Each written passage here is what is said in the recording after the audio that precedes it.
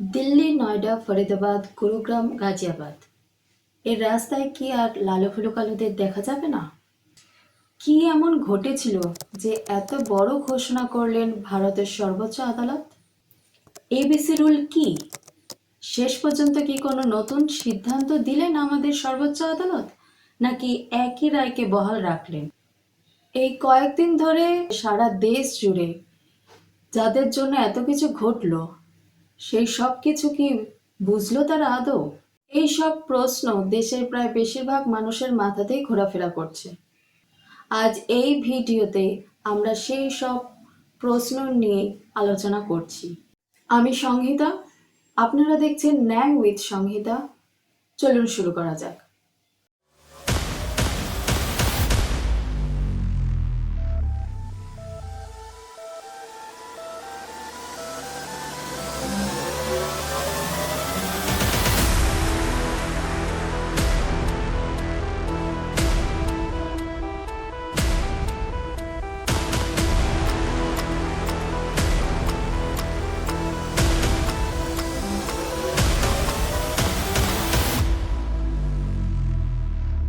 আজ থেকে কয়েক সপ্তাহ আগে 28শে July the Times of India Delhi এডিশনে একটা রিপোর্ট বেরিয়েছিল। ইন্ডিয়াতে প্রতি বছর প্রায় 20,000-এরও বেশি পথকুকুর কামড়ানো এবং তার ফলে মৃত্যুর কেস সামনে আসছে, যার মধ্যে 200টারও বেশি কেস শুধুমাত্র দিল্লি থেকেই আসে। এমনও খবর আসছে যে ছোট বাচ্চা 4-5 বছর বয়সের এদের উপর পথকুকুর আক্রমণ হয়েছে এবং কেউ কেউ প্রাণও হারিয়েছে। বহু পাবলিক কমপ্লেন, লিটিগেশন ভিক্টিমের ফ্যামিলি থেকে এসেছে। কোর্টে কেসও ফাইল হয়েছে এই নিয়ে, কিন্তু এবার সুপ্রিম কোর্টে কোনো কেস ফাইল করা হয়নি। মহামান্য আদালত দ্য টাইমস অফ ইন্ডিয়ার এই রিপোর্ট দেখে সুমোটো কগনিজেন্স নেয়। বিচারপতির বেঞ্চ, যা লিড করেন অনারেবল জাস্টিস সঞ্জীব খান্না, 11ই আগস্ট 2025-এ সুপ্রিম কোর্টের এই বেঞ্চ জাজমেন্ট দেয় যে দিল্লি গভর্নমেন্টের এই অথরিটিকে 8 সপ্তাহের মধ্যে দিল্লি এনসিআরের মধ্যে যত পথকুকুর আছে তাদের সরিয়ে ডগ শেল্টার বানিয়ে সেখানে রাখতে হবে। শেল্টার হোমে সিসিটিভি লাগাতে হবে।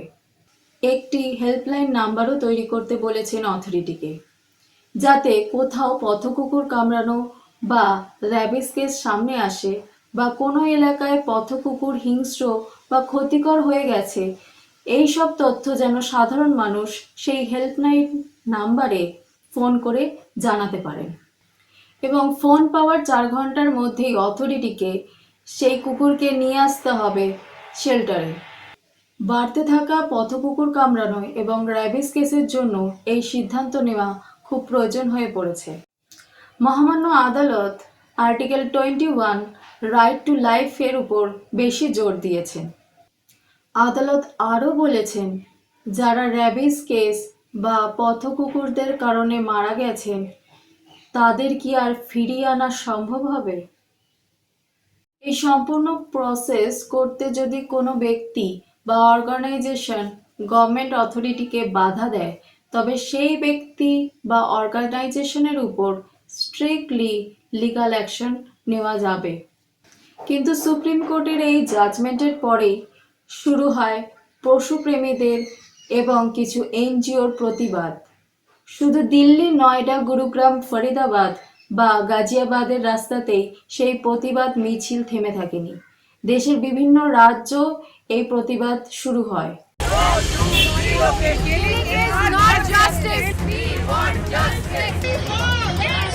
প্রতিবাদী মানুষরা বলতে থাকেন, এইভাবে কোনো কিছু সুরাহা হওয়া সম্ভব না।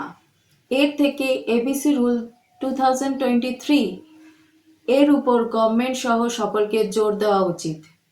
প্রশ্ন হলো, এই এবিসি রুল 2023 এটা কি? এবিসি রুল এর মানে হলো অ্যানিম্যাল বার্থ কন্ট্রোল রুল, যা 2023 সালে পাশ হয়। এটি তৈরি হয় prevention of cruelty to animal act 1960-র উপর। যেখানে বলা আছে 3টি কাজের কথা। 1. পথকুকুরদের ধরতে হবে। 2. তাদের স্টেরিলাইজ এবং ভ্যাকসিনেট করতে হবে। এবং 3. যেখান থেকে যে পথকুকুরকে তুলেছিল আবার সেই এলাকাতেই তাদের ছেড়ে দিয়ে আসতে হবে। কিন্তু এই এবিসি রুল সঠিকভাবে বাস্তবায়ন করা হয়নি।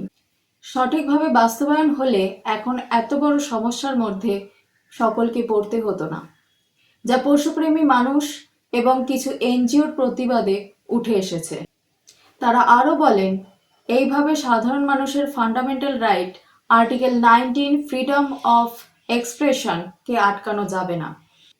এবং তারা আগের রায়কে চ্যালেঞ্জ করে সুপ্রিম কোর্টে। এই সব কিছুর পর 22শে আগস্ট সুপ্রিম কোর্টের 3 বিচারপতির বেঞ্চ তার আগের রায়কে সংশোধন করে আবার রায় দেয়। এই জাজমেন্টে যা যা বলেছেন, পথকুকুরদের ধরার কাজ ও শেল্টার তৈরির কাজ একসাথে চালাতে হবে। স্টেরিলাইজেশন এবং ভ্যাকসিনেশন করার পর আবার পথকুকুরদের সেই এলাকাতেই ছাড়তে হবে। তবে র্যাবিস আক্রান্ত, হিংস্র বা আক্রমণকারী পথকুকুরদের রাস্তায় ছাড়া যাবে না, তাদের জন্য আলাদা শেল্টারের ব্যবস্থা করতে হবে।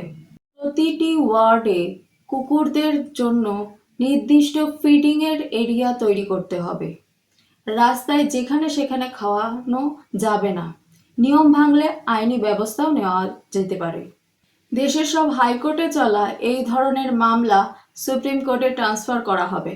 দেশের প্রতিটি রাজ্য ও কেন্দ্রশাসিত অঞ্চলের কাছে এবিসি রুলের বাস্তবায়নের রিপোর্ট চাওয়া হয়েছে এবং এবিসি রুল বাস্তবায়নের প্রতি জোর দিতে হবে। অতএব এখন শুধুমাত্র দিল্লিতেই সীমাবদ্ধ নেই, দেশের সব জায়গাতেই এই আইন মানতে হবে।